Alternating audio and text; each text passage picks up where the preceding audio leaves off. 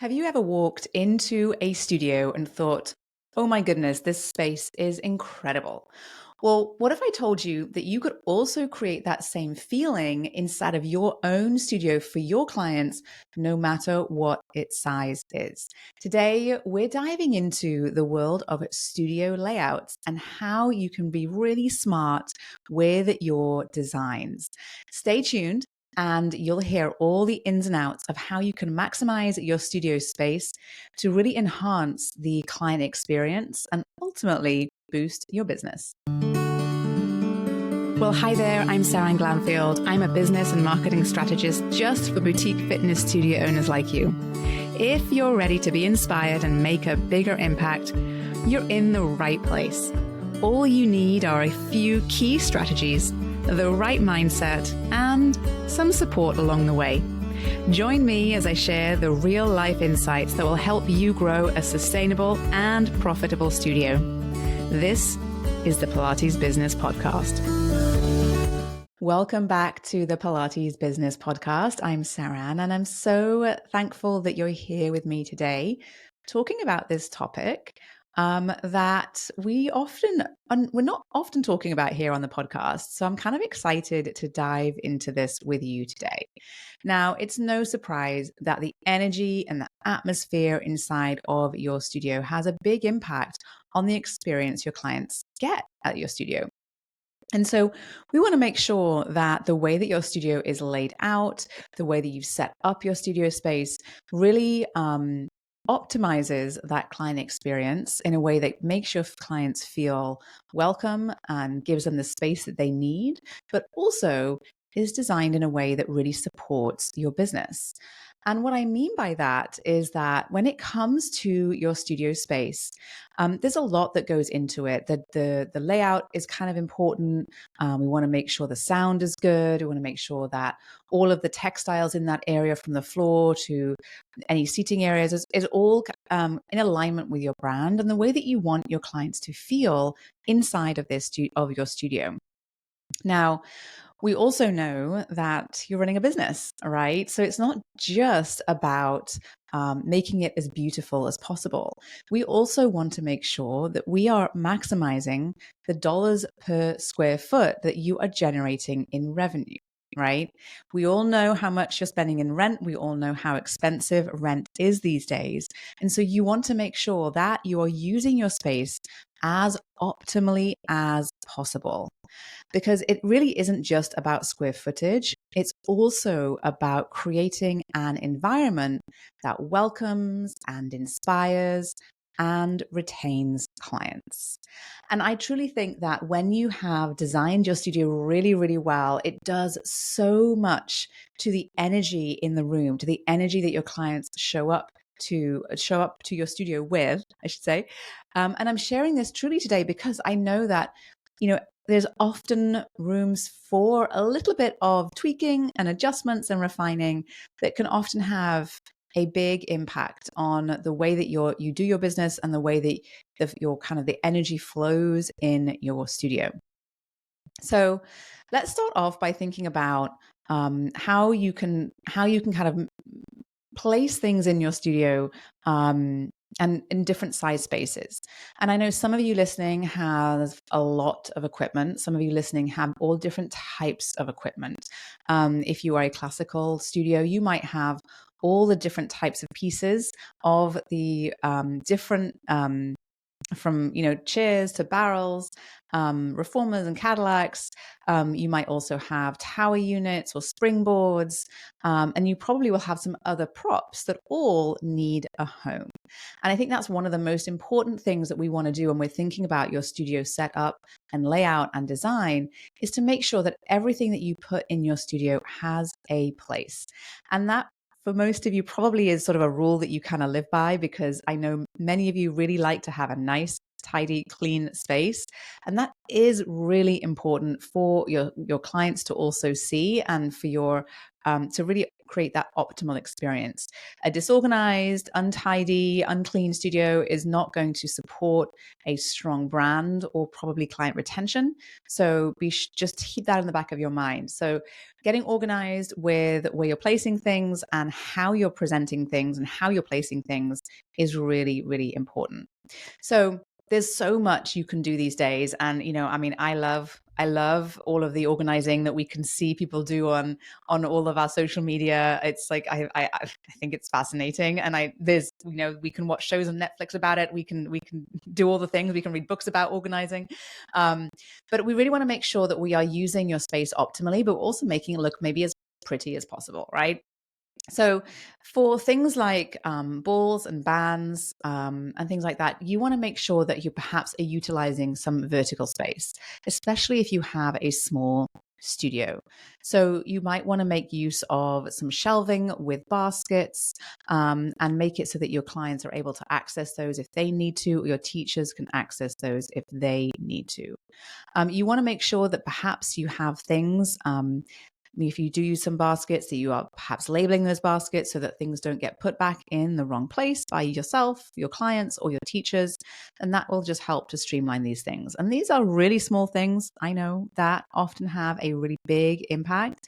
But when you design your studio really, really well, it just creates a lot of seamlessness in terms of the entire client experience. Now, when it comes to larger studios, if you have a bit more space, you might want to sort of designate specific zones within your studio for different activities.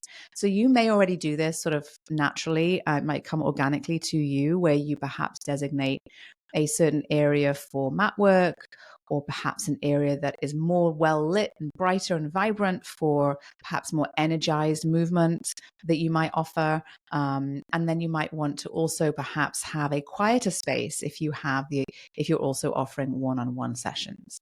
And I will say that you want to, I spend quite a lot of time actually talking with studio owners about sound in studios, because it is often one of the things that we overlook when we first open, but it is so important to make sure that you have some soundproofing in your studio to make sure that it doesn't get loud as you perhaps have more than one or two teachers in the room, or perhaps as you are teaching a class with a lot of people.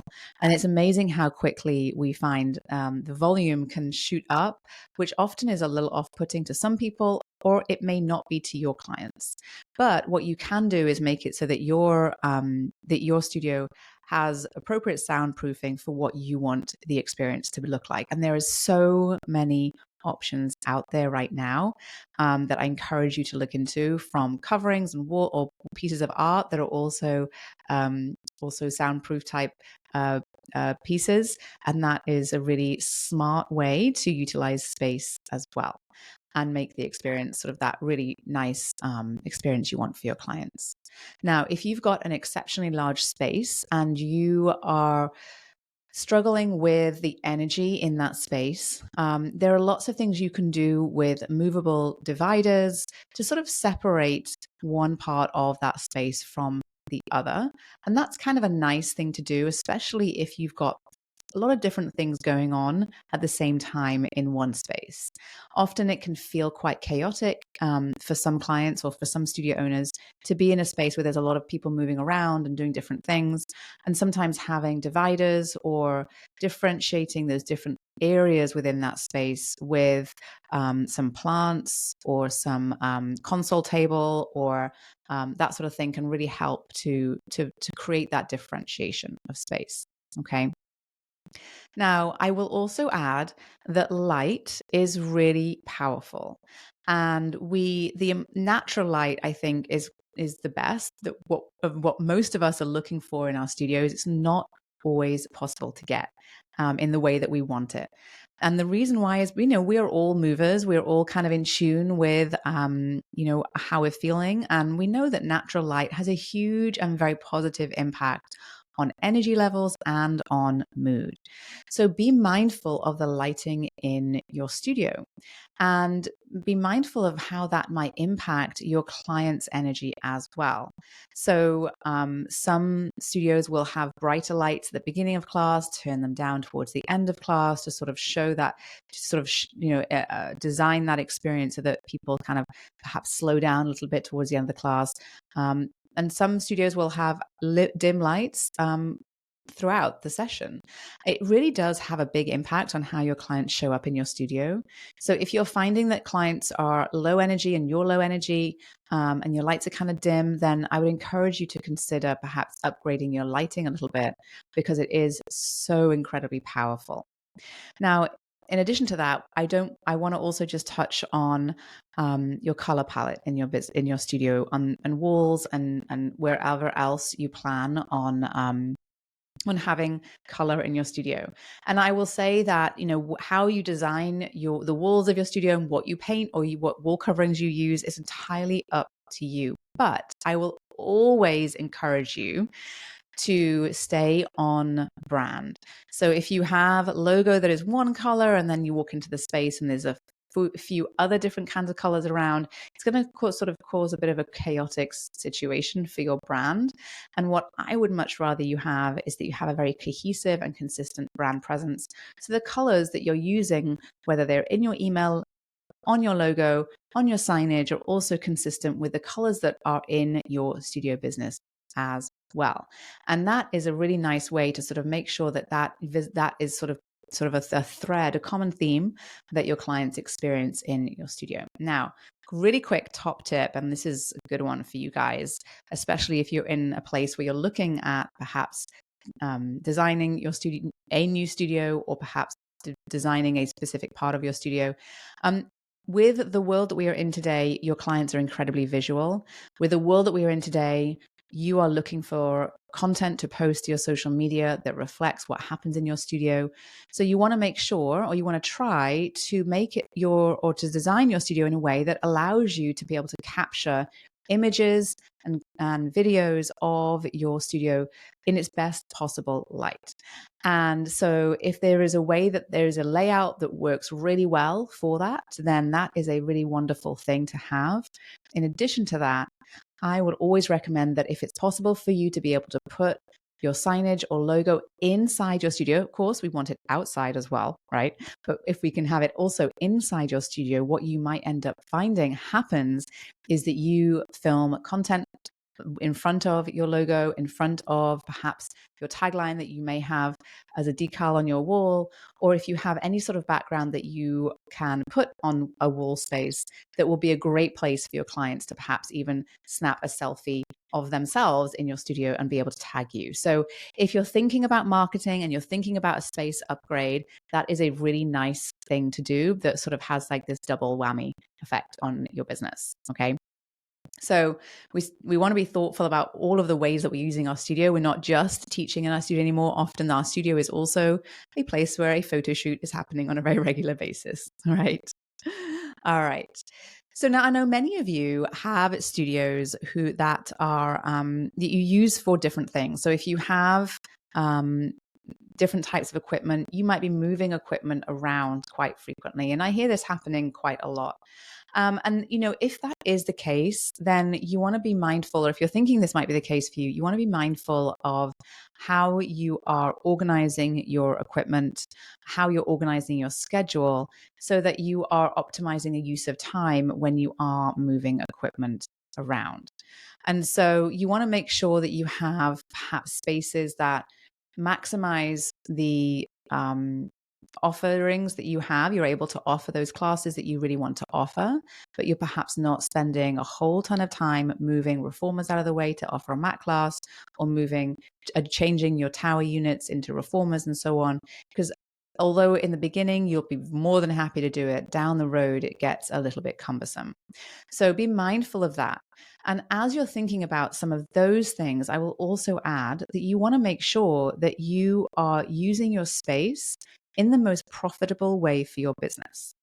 And what I have found is that sometimes this is kind of a secondary to the decision-making process around what to offer in your studio, but it probably should be the primary sort of factor driving your decisions. And that is, you want to put on classes and offerings that maximize your revenue that you create in an hour of your time, and also in that maximizes the revenue that you create in your studio at any given time. Okay. So if you are offering a class or sessions that are not profitable for you or not as lucrative for you, then it might be worthwhile revisiting your offerings, because we want to make sure, like I said in the beginning of this episode, that we are maximizing our revenue per hour and also our revenue per square foot.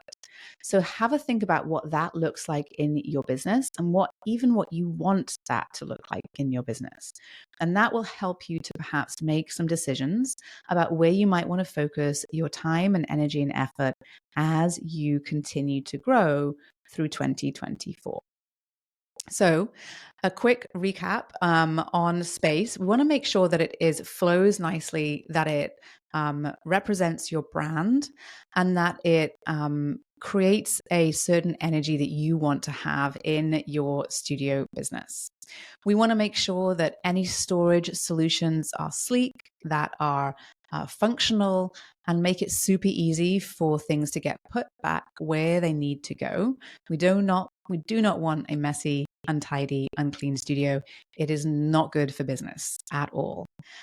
So any sort of innovative storage ideas will go over very, very well, and probably make your life a whole lot easier as well. You also want to be mindful of colors that you use in the studio, and of course, where your logo is placed.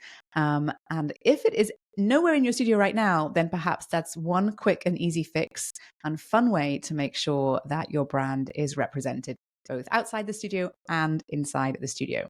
If you can create a space where your clients can share great pictures of themselves at your studio, you are cultivating the ability to connect with clients online, and encouraging your clients to participate in your online presence as well.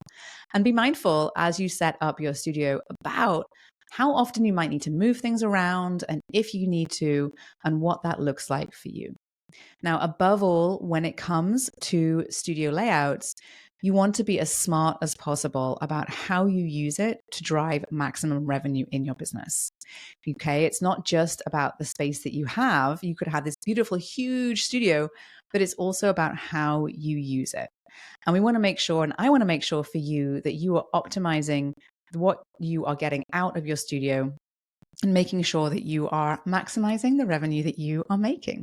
Okay, so keep on staying creative, and don't ever underestimate how powerful it is to have a very well-designed studio space. So I hope this was helpful to you as you go about building your boutique fitness business. If you loved what you heard, I'd be so appreciative if you could just take a quick minute, pop into wherever you're listening to this, and rate and review this podcast. It would mean a ton to me and would help to get the podcast out there into our community, so that more teachers and studio owners just like you can feel supported on their journey in our industry.